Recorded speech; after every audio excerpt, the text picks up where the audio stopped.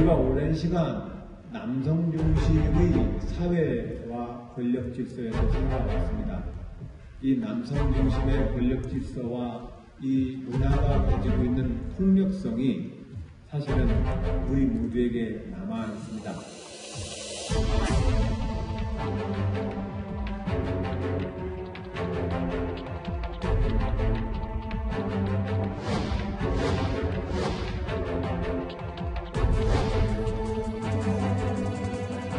저를 지지하고 저를 위해서 열심히 했던 제 부모였습니다.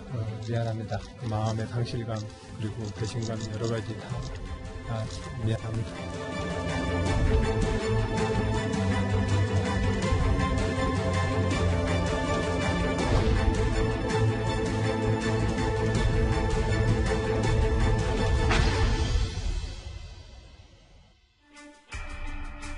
안희정 전 충남지사가 오늘 법정 구속됐습니다.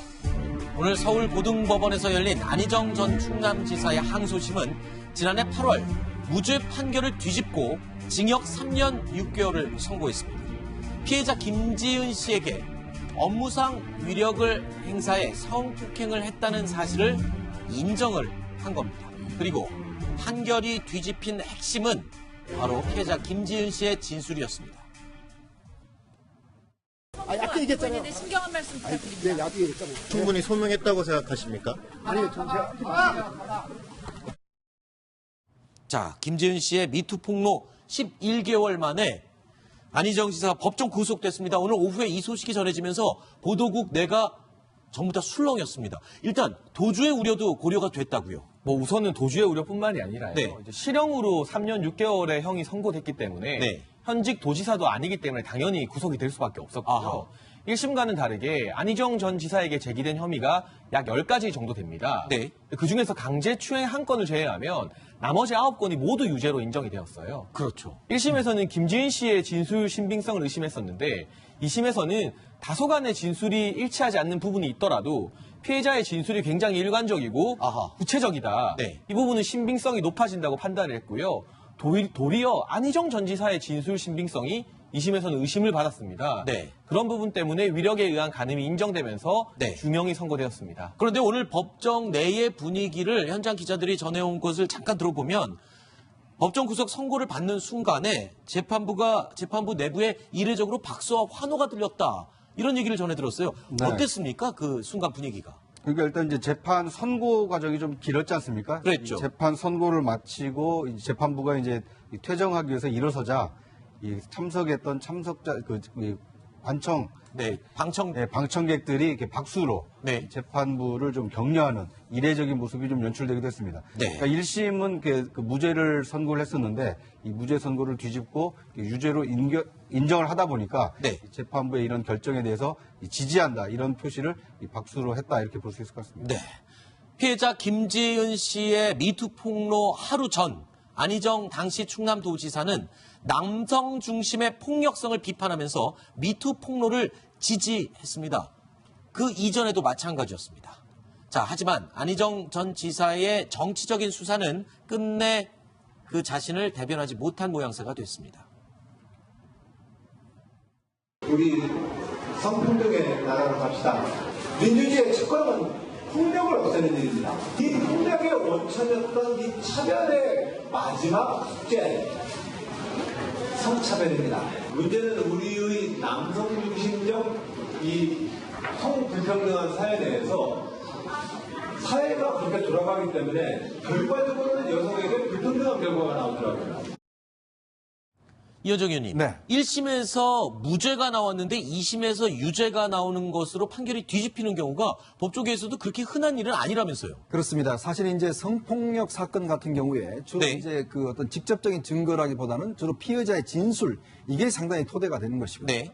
특히 이제 업무상 위력 같은 경우는 아무래도 이제 성인이다 보니까 상당히 인정이 안 되는 경우가 많았습니다. 네. 1심 재판부 같은 경우는 10가지 혐의를 다 무죄로 판정을 했거든요. 네. 그런데 거기서 이제 핵심적인 쟁점이 된 게 이 업무상 위력과 진술의 신빙성입니다. 네. 즉 업무상 위력이라고 하는 것은 지금 안희정 지사가 도지사지 않습니까? 네. 그 도지사의 권위를 이용을 해서 실제 어떤 위력 간음을 했다라는 것인데 네. 문제는 이 어떤 성적인 자기결정권이 있다는 것이죠. 성인이기 때문에. 네네. 그러니까 특히 이제 김지은 씨의 행동을 보면 이게 업무상 위력으로 판단하기가 어렵다라는 것이 1심의 어떤 해석이었습니다. 네. 그렇지만 2심에서는 이 위력이라는 자체는 일단 안희정 지사가 도지사라는 것 자체만 가지고서 위력이다. 아하. 이렇게 본 거예요. 그렇군요. 최근에 대법원 판결이 상당히 많이 바뀌었습니다. 네. 특히 이제 어떤 상하관계라든지 어떤 그 회사에서 어떤 상하관계에서 이루어진 이 폭력 같은 경우에 사실 그 지위 자체만으로 즉 인사권이 있기 때문에 그렇군요. 그 지위 자체만으로 일단 업무상 위력을 볼 수 있다는 것과 함께 또 하나는 지금 김지은 씨 같은 경우는 이제 성폭행을 당하고 난 다음에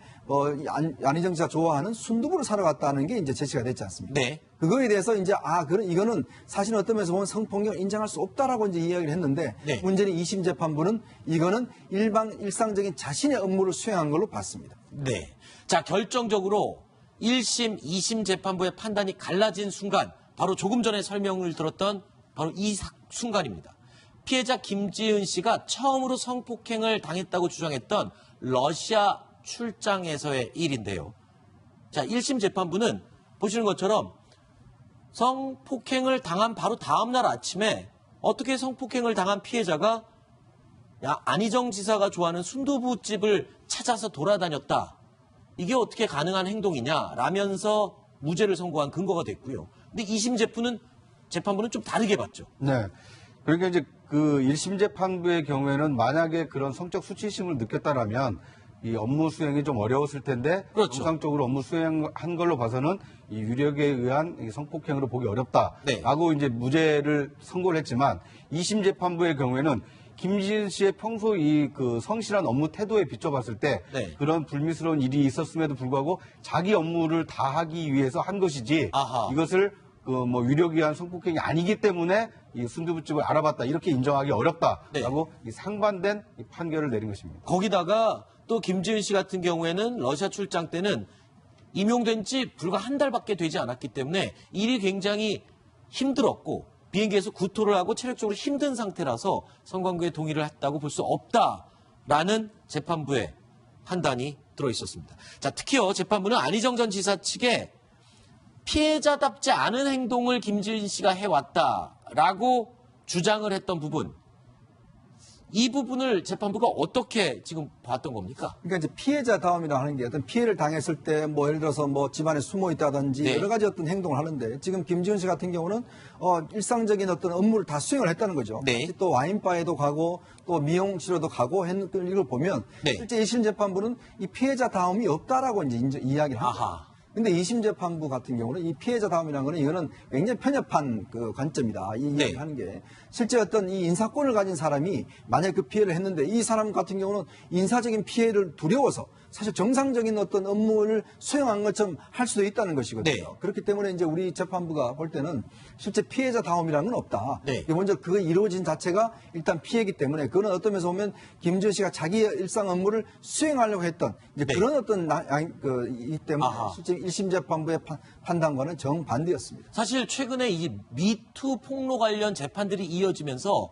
사법부가 보고 있는 이 피해자 진술의 신빙성, 이 부분도 굉장히 보는 시각이 좀 많이 달라진 것 같아요. 판결문에 보면 그런 네. 내용이 나옵니다. 초기에 피해자의 진술이 일정 부분 불투명하거나 네. 앞뒤가 맞지 않는 부분이 있다. 네. 그럼에도 불구하고 다른 범죄가 아닌 성범죄 피해에서는요. 네. 나머지 내용이 일관적이라면 피해자의 진술을 신빙해야 된다는 취지의 판결문 내용이 나와 있고요. 네. 1심에 비해서 2심은 이 김지은 씨를 훨씬 더 위력에 의해서 피해를 억압을 받았던 약자로 판단을 했습니다.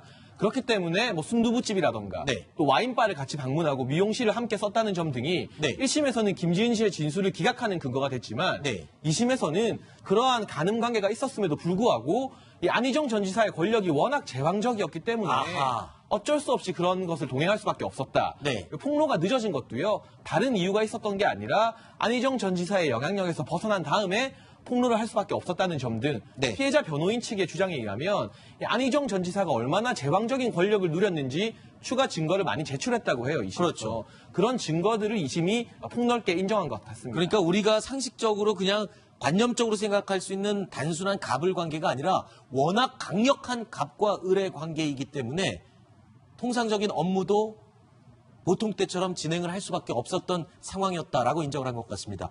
자, 드루킹 사건으로 김경수 지사가 법정 구속된 지 이틀 만에 안희정 전 지사 역시 미투 가해자로 법정 구속됐습니다. 자, 이 말이 떠오르지 않을 수가 없습니다.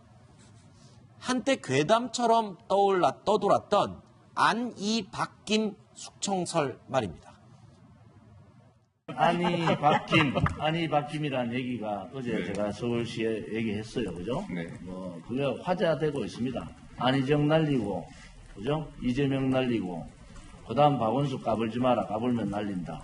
그 다음에 김은 누군가. 이게 화제되고 있는 얘기입니다.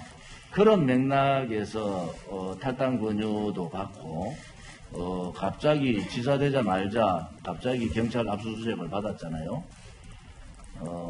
소액이 어떠세요? 인생 무상이죠.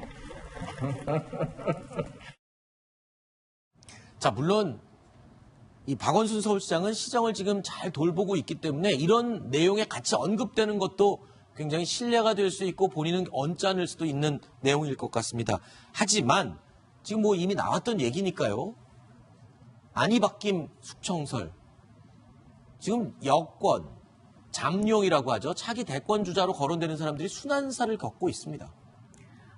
이 이야기가 당시 불거졌던 게 그 행안위에서 이제 보셨다시피 그 네. 고원진 의원이 이야기를 하면서 그리고 또 심지어 시중에는 뭐 음모설 같은 게 떠돌기도 했어요. 근데 네. 약간 그 음모설 같은 거는 성립되지 않는 이유가 이것들이 다 결과적으로 이렇게 나온 거지 누군가 뭐 이렇게 빅픽처를 그려서 할 수 있는 성격의 일들이 아닌 거거든요. 근데 네. 어쨌든 그 여권의 강력한 대선 주자로 언급됐던 분들이 어떤 논란을 겪고 있어서 송구스럽기도 하고 그리고 개인적으로는 좀 마음이 아픈 분들도 좀 많이 계십니다. 그래서 네. 이 재판을 통해서 시시비비가 가려지고 그리고 보면은 다들 이제 지금 최종심이 나오신 분들은 한 분도 계시진 않아요. 그렇죠. 그래서 일단 그 최종심까지 좀 차분히 지켜봐야 할 것 같고요. 그리고 논란 자체에 대해서 그리고 예를 들어서 뭐 김경수 지사 같은 경우는 그 경남 도민들에 대해서도 이제 진정 어린 사과를 했었고요. 그래서 네. 좀 최종심까지 재판 결과를 좀 차분히 지켜봐야 되지 않나라는 생각이 듭니다. 알겠습니다.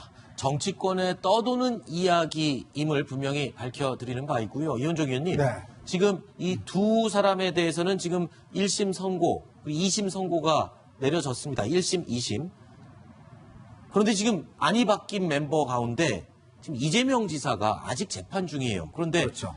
뭐 몇 가지 혐의에 대해서는 지금 이재명 지사 측에 유리하게 돌아갔지만 친형 강제 입원 저 혐의에 대해서는 지금 굉장히 불리한 상황이잖아요. 그렇습니다. 그게 이제 선거법 위반이거든요. 그렇죠. 강제 입원, 그 다음에 이제 또 검사 사칭, 또 네. 뭐 대장동 개발 사건이라든지 사실 그거는 이제 100만 원 이상만 선고되면 일단 지사직을 상실하게 됩니다. 네. 그런 면에서 볼 때는 이게 어떤 면에서 보면 참 우연의 일치인 것 같지만 또 묘하게 좀 어떤 면에서 보면 네. 아까 이제 조원진 의원이 정말 돗자리 깔아도 될 만큼 이게 뭔가 예견이 좀 맞아 들어가는 듯한 느낌이에요. 네. 근데 우리가 역대 정권을 쭉 이렇게 살펴보면 항상 어떤 면에서 보면 정권과 관련된 핵심 측근들이나 이런 사람들은 사법적으로 굉장히 어려움을 처했던 전례가 많습니다. 네. 그만큼 어떤 면에서 보면 우리나라가 5년 단임제 대통령제고 그러다 보면 사실은 이제 누구 이야기했습니다만은 뭐 구치소 담벼락을 건너듯이 이쪽으로 가면 구치소 가야 되고 이쪽으로 가면 안 가는 그런 식의 어떤 위험한 상황들이 굉장히 있는 것이거든요. 그렇죠. 그렇다고 본다면 좀 최근에 법원에 좀 달라진 분위기도 상당히 좀 반영을 하는 것 같습니다. 아하. 아무래도 사법농단 사건 수사와 관련돼서 법원 측이 상당히 엄격하게 보는 것 같고 특히 엄격하다는 것은 어떤 의미인가요? 그러니까 뭐냐면 예전같이 어떤 뭐 이런 것보다는 사실 지금 사법부가 굉장히 좀 공공에 처했지 않습니까? 네. 굉장히 좀 원칙대로 하려고 하는 그런 아하. 분위기가 좀 있는 것 같아요. 네. 특히 성폭력 사건 같은 경우는 굉장히 예전보다 이 시민단체 힘 또 여성운동의 힘 때문에 네. 굉장히 엄하게 보려고 있는 것 같습니다. 아마 그런 것 때문에 지금 오늘 사실 3년 6개월이라는 4년 구형을 했거든요. 4년 그렇죠. 구형에 3년 6개월 하는 거는 굉장히 이례적인 일입니다. 자, 1심 무죄가 2심 유죄로 뒤바뀌는 것도 굉장히 이례적이기 때문에 지금 이 유죄가 나온 2심 선고가 대법원에서 다시 뒤바뀌기도 굉장히 어려울 수 있겠다. 이런 추측이 가능할 것 같은데요. 제가 법조인들과 한번 자문을 구해본 결과요. 여전히 가능성은 있다고 합니다. 가능성은 있어요. 왜냐하면 1심과 2심에서도 새로운 사실이 새롭게 많이 드러난 건 아니에요. 네. 결국에는 정해진 사실을 놓고 재판부가 어떻게 법리 해석을 하느냐의 문제, 네. 정황 증거를 누구 쪽으로 유리하게 판단하느냐의 문제이기 때문에 이 대법원에서 결국에는 파기환송이 될 가능성도 없지는 않고요. 네. 그러나 이 위원님 말씀해 주신 것처럼 최근에 법원 기조는 엄벌주의로 가고 있습니다. 네. 안태근 전 검사장 같은 경우도 지금 구속이 되었고요. 그랬죠. 김경수 지사 같은 경우도 현직 도지사가 법정 구속이 되는 것, 큰 맥락에서는 법원이 이제 원칙대로 가겠다. 네. 자그마한 예외도 주지 않겠다는 기조를 유지하고 있기 때문에 네. 그런 최근의 법원 흐름은 안희정 지사에게 상당히 불리하게 작용하지 않을까 싶습니다. 근데 원래 그렇게 갔어야 되는 게 아닌가 싶은 생각이 들어요. 사법부는 당연히 엄정한 이 판결을 내리는 것이 올바른 거고요.